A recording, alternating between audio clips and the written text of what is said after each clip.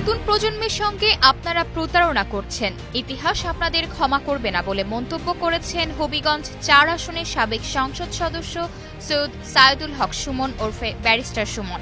এজলাসে ওঠানোর সময় ঢাকার চিফ মেট্রোপলিটন ম্যাজিস্ট্রেট আদালতের সামনে সাংবাদিকদের উদ্দেশ্য করে তিনি এসব কথা বলেন। সোমবার সকাল 10টা 8 মিনিটের দিকে পুলিশের কঠোর নিরাপত্তার মধ্যে আদালতের হাজতখানা থেকে এজলাসে হাজির করা হয় সুমনকে। আদালতে তোলার সময় সুমন সাংবাদিকদের উদ্দেশ্যে বলেন, দেশটাকে পুড়িয়ে ফেলেছে ওরা, দেশটাকে রক্ষা করেন। নতুন প্রজন্মের সঙ্গে প্রতারণা করছেন আপনারা, ইতিহাস আপনাদের ক্ষমা করবে না।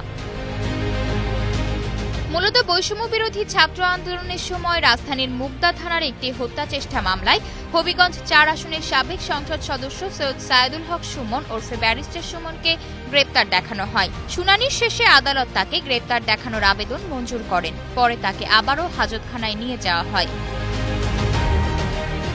সুমনকে গ্রেপ্তার দেখানোর মামলা সূত্রে জানা যায়, জুলাই অভ্যুত্থান চলাকালে গত বছরের 18 জুলাই ঢাকা জজ কোর্টের আইনজীবী আব্দুল আছেদ শামীম আদালতের কাজ শেষে বাসায় ফিরছিলেন।